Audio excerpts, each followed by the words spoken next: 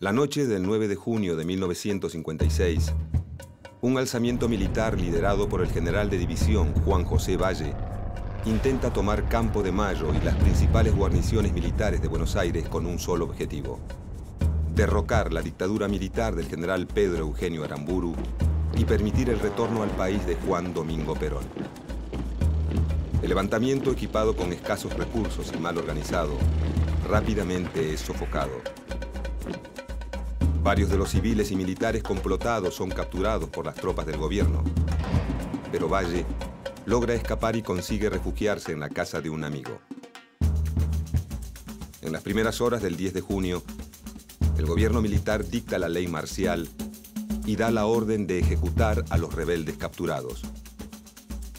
En menos de 48 horas, cerca de 30 civiles y militares son fusilados. A fin de evitar más muertes, la madrugada del 12 de junio de 1956, el general Valle se entrega a las autoridades nacionales. Esa misma tarde, es condenado a muerte.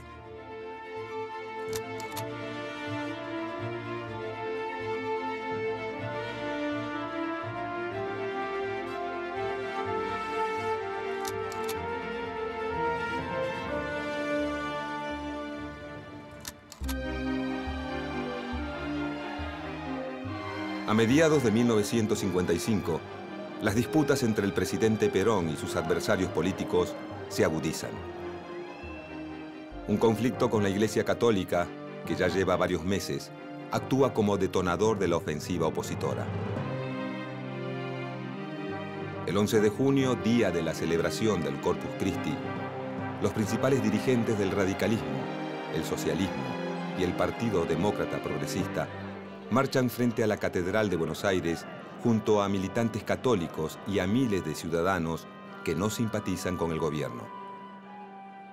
Este acto constituye la manifestación popular más importante en contra del gobierno de Juan Domingo Perón. 5 días más tarde, en el mismo lugar, sectores antiperonistas de la Marina de Guerra y la Aeronáutica hacen saber su malestar con el gobierno de la manera más violenta. La mañana del 16 de junio de 1955, un escuadrón de 30 aviones bombarderos parte de la base naval de Punta Indio hacia Buenos Aires. Su intención es bombardear la Casa Rosada y forzar la renuncia de Perón. Al enterarse de la maniobra, el ministro de Ejército, general Franklin Lucero, advierte del peligro al presidente, quien inmediatamente se refugia en los sótanos del Ministerio de Guerra, desde donde dirige el contraataque. A las 12:40 del mediodía, el primer avión rebelde se abate sobre la Casa de Gobierno, dejando caer una bomba de 100 kilos en Plaza de Mayo. Detrás de él, varios bombarderos operan en picada, descargando bombas sobre cientos de civiles indefensos que se encuentran en ese momento en la plaza. Una de las bombas da de lleno en un tranvía de la línea 305, matando a todos sus ocupantes. 40 de ellos son niños de primaria. A esta altura, el aire de la plaza se vuelve irrespirable. La gente desesperada corre a refugiarse donde puede. Durante 5 horas, la que había sido la Plaza de los Descamisados se convierte en el escenario de un encarnizado combate terrestre. En medio del humo negro, los gritos y los cuerpos calcinados, las fuerzas leales se baten a duelo con los rebeldes. Camiones con militantes peronistas, armados con palos, piedras y armas de fuego de bajo calibre, llegan de todos los confines de la ciudad para defender al gobierno. Durante el resto de la tarde, los aviones de la Marina desde los cielos siguen sembrando el pánico y la muerte.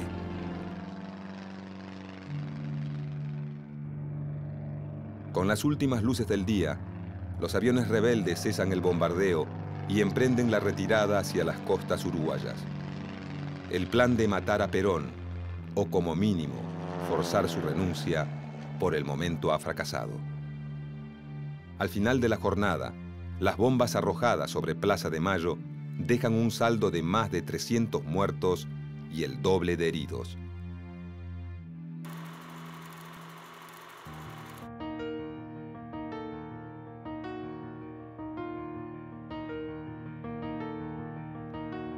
Los días posteriores al bombardeo, la tensión entre peronistas y antiperonistas se intensifica. Perón, ante una crisis política irreversible, intenta una tregua. Una vez controlada la situación militar, el gobierno cambia de táctica y decide aumentar la presión. En un acto público frente a Casa Rosada, Perón deja muy clara su posición ante los opositores. Y cuando uno de los nuestros caiga, caerán 5 de los de ellos.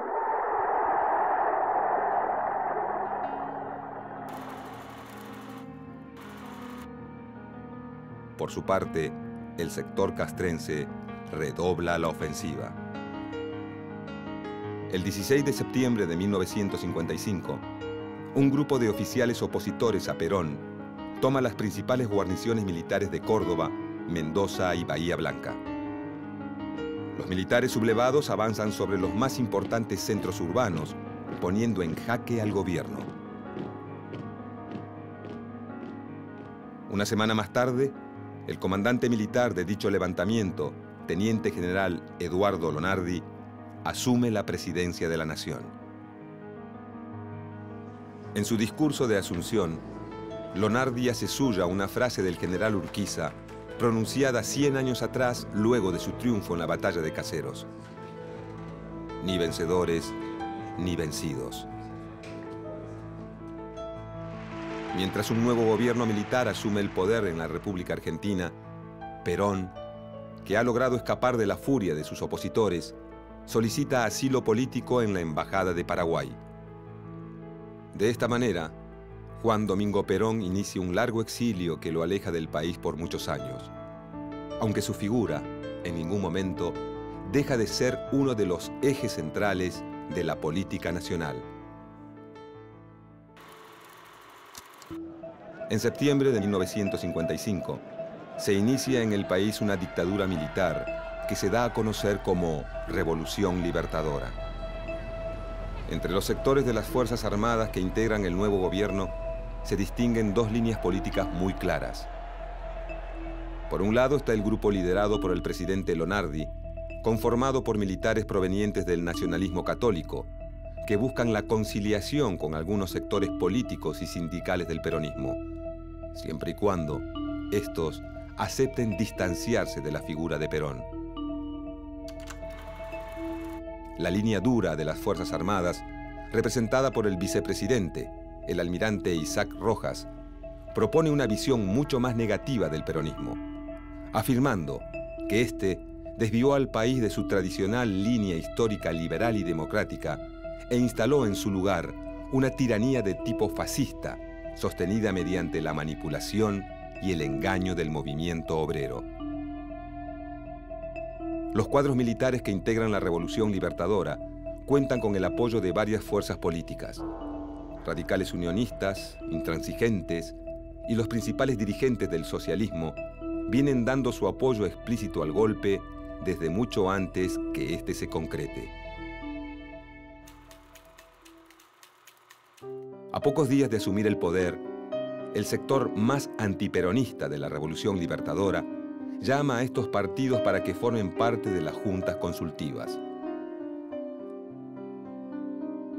La Junta Consultiva Nacional es una iniciativa del vicepresidente Rojas destinada a buscar apoyo y legitimidad política para la dictadura y, de paso, limitar el accionar del sector nacionalista del gobierno liderado por el presidente Lonardi. Si bien varios dirigentes radicales y socialistas participan en un principio de las juntas consultivas, pronto líderes políticos como Alfredo Palacios y Alicia Moró de Justo deciden separar su imagen de la del gobierno militar, asumiendo una distancia crítica.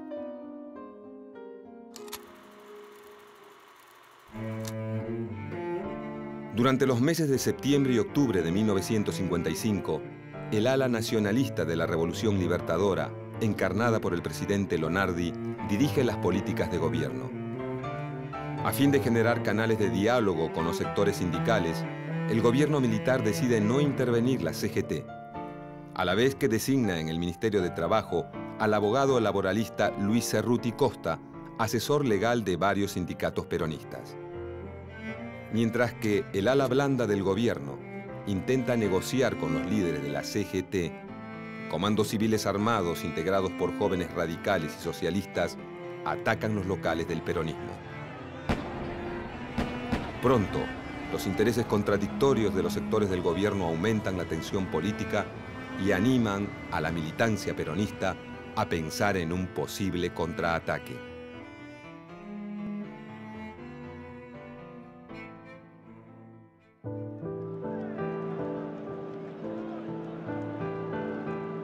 Llegado el mes de noviembre de 1955, el sector más liberal y antiperonista del ejército desplaza a Eduardo Lonardi de la presidencia y designa en su lugar al general Pedro Eugenio Aramburu. Inmediatamente, el nuevo gobierno inicia una política de persecución y proscripción del partido peronista que da a conocer como proceso de desperonización de la sociedad, en alusión al proceso de desnazificación llevado a cabo por los países aliados en Alemania tras la caída de Adolf Hitler. Esta política de desperonización incluye la disolución del partido peronista, la inhibición de todos sus miembros para ocupar cargos en la administración pública y la prohibición de exhibir sus símbolos partidarios y de mencionar públicamente los nombres de Perón y Evita. Por efecto de estas medidas, luego de 10 años de saturación de imágenes y discursos peronistas, en las calles argentinas está prohibido nombrar a Perón, y en los principales medios de comunicación se hace referencia a su figura como el tirano depuesto. No contento con prohibir la mención del nombre de Perón y disolver su partido, el gobierno de Aramburu decide embestir contra el último bastión de poder peronista. A pocos días de su asunción, el nuevo gobierno interviene en la CGT y proscribe a todos los dirigentes sindicales que hubieran ocupado cargos a partir de 1952.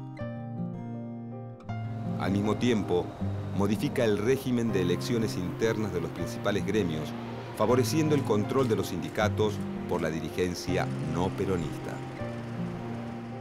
Con los principales sindicatos descabezados y sus más importantes líderes presos o en el exilio, los sectores patronales acrecientan su poder dentro de las fábricas. Muchos empresarios aprovechan esta situación para no cumplir con los convenios colectivos de trabajo y aplican severos recortes a las conquistas laborales conseguidas durante el peronismo. Mientras tanto, en muchas fábricas se confeccionan listas negras que dejan a cientos de trabajadores en la calle. Corren malos tiempos para los obreros peronistas. El líder político al que ven como su gran benefactor está desterrado a miles de kilómetros y su regreso al país es por el momento imposible. Muchas conquistas sociales conseguidas con años de lucha y perseverancia empiezan a diluirse ante la mirada de un gobierno que con su indiferencia parece consentir los abusos patronales.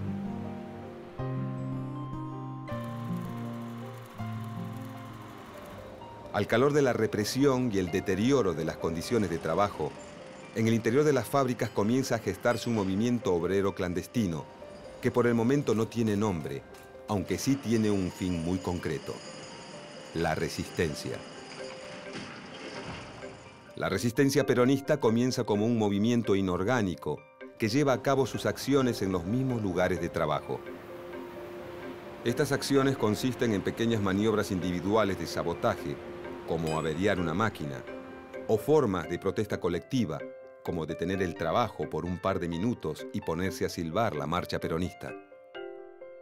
Muchos de los integrantes de los grupos de resistencia comienzan a formar comisiones internas dentro de las fábricas y a tejer alianzas con otros sectores del movimiento obrero, también proscriptos por el gobierno militar.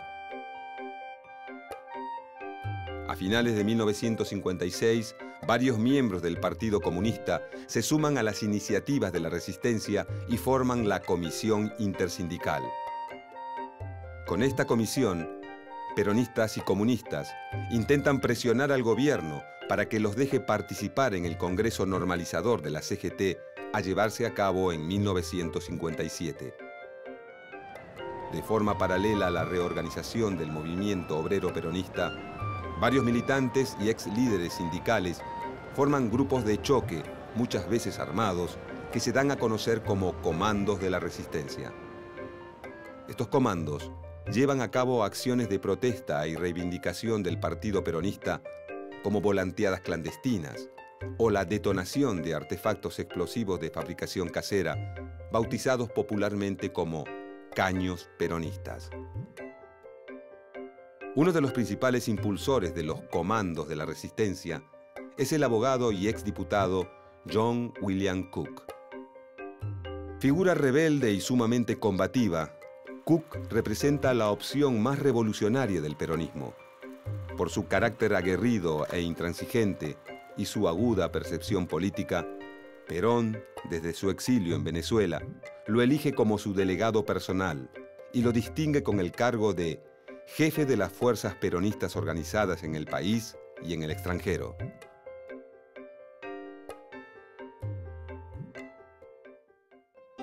Para la misma época que la resistencia realiza sus primeras acciones de protesta, un grupo de militares leales a Perón planea un levantamiento armado contra el gobierno. La noche del 9 de junio de 1956, una sublevación militar encabezada por el general de división Juan José Valle intenta tomar la Escuela de Suboficiales de Campo de Mayo, la Escuela de Mecánica del Ejército de Buenos Aires y el Regimiento número 7 de Infantería de la ciudad de La Plata. Al mismo tiempo, varios comandos civiles de la resistencia peronista inician acciones de apoyo en las ciudades de Avellaneda, Rosario y en la provincia de La Pampa. Este alzamiento plantea tres claras exigencias al gobierno de la Revolución Libertadora: el cese inmediato de la persecución al partido peronista, la restitución de la Constitución de 1949 anulada por el gobierno de la Revolución Libertadora y la liberación de todos los presos políticos. Dichas exigencias persiguen un único fin: crear las condiciones necesarias para el regreso de Perón a Argentina.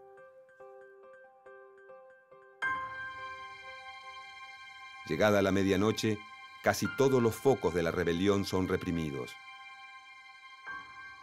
Salvo en el caso de La Plata, donde las fuerzas rebeldes, al mando de una división entera de tanques de guerra, se traban en combate hasta altas horas de la madrugada.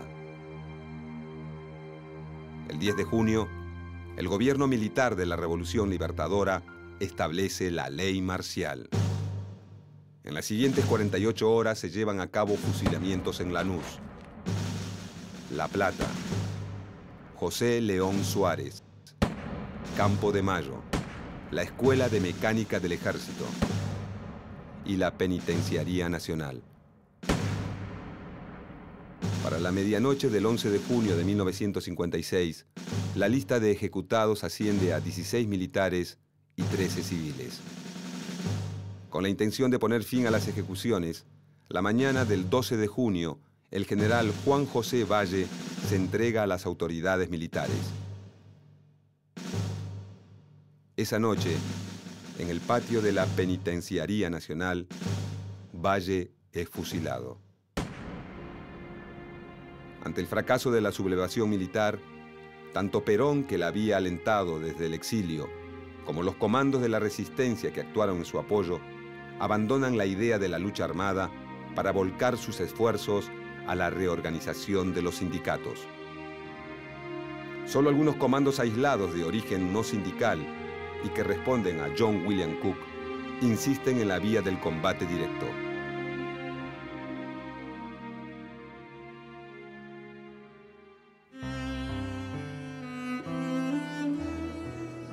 A partir de 1957, el gobierno de la Revolución Libertadora intenta crear las condiciones para una posible apertura política.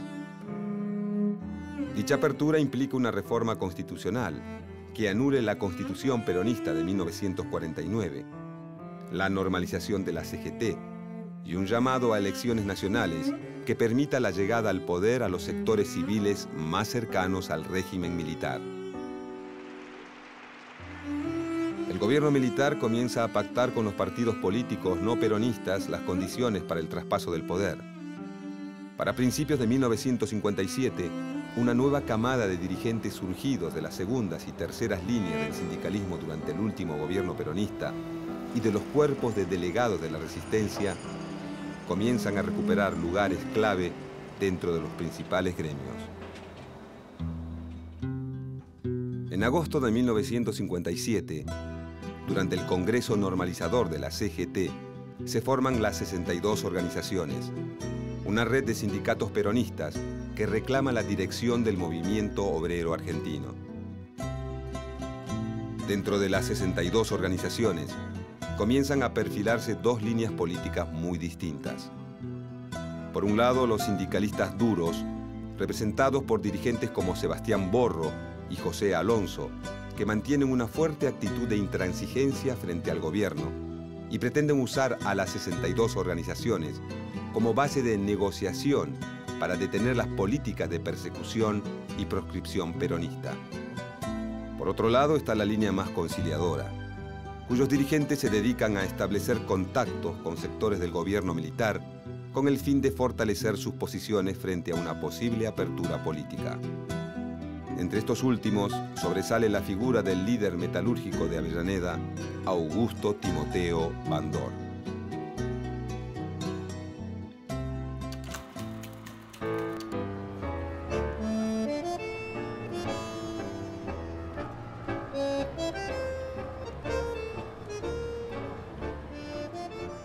Con el fin de propiciar una salida democrática, el gobierno de Aramburu convoca a elecciones para una convención nacional constituyente que enmiende la reforma constitucional llevada a cabo por el peronismo en 1949. Estas elecciones actúan como una suerte de ensayo para los partidos políticos no peronistas que rápidamente sacan a relucir sus tensiones internas. Uno de los más perjudicados es el radicalismo, que durante este periodo termina dividido en dos partidos. La Unión Cívica Radical Intransigente, liderada por Arturo Frondizi, más proclive a la negociación con el peronismo, y la Unión Cívica Radical del Pueblo, marcadamente antiperonista y más cercana a las posiciones del gobierno militar, que sostiene la candidatura a presidente del caudillo bonaerense Ricardo Balbín. Finalmente, la Convención Constituyente anula todas las modificaciones instaladas por el peronismo y restablece el texto de la Constitución anterior a 1949, añadiendo únicamente el artículo 14 bis, que incluye los derechos del trabajador.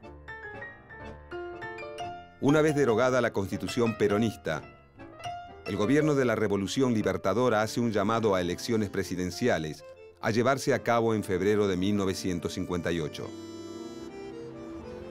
Con el peronismo proscripto e imposibilitado de presentar listas propias, muchos ven en Ricardo Balbín el gran ganador de la contienda. Ante este escenario, Arturo Frondizi, principal opositor de Balbín y candidato a presidente por los radicales intransigentes, teje una hábil estrategia electoral. Su partido pide al gobierno provisional. Los radicales le hemos dicho al gobierno provisional que consideramos indispensable la aprobación de un plan político como método para tranquilizar a la República. Ese plan político debe tener como... Un mes antes de las elecciones, Rogelio Frigerio, principal colaborador de Arturo Frondizi, viaja hasta Venezuela para reunirse con John William Cook, delegado personal de Perón. El objetivo de la reunión es negociar un pacto electoral con Perón que permita a Frondizi ganar las elecciones bajo la promesa de levantar la proscripción del peronismo. Pocos días antes de las elecciones, Perón, desde su exilio en República Dominicana, aconseja a sus seguidores votar por la fórmula Frondizi-Gómez. De esta manera, Perón, que en un principio había apoyado la estrategia insurreccional de los comandos de la resistencia y las repetidas huelgas de los sindicatos duros, decide prestar sus votos a Frondizi, temiendo que su no participación en los comicios lo termine borrando del mapa político. El 23 de febrero de 1958, con el apoyo de un sector importante del electorado peronista, triunfa la fórmula Arturo Frondizi-Alejandro Gómez con el 45% de los votos contra el 29% de la Unión Cívica Radical del Pueblo. Al final del escrutinio, más de 800.000 votos en blanco evidencian la ausencia de una figura política muy difícil de reemplazar.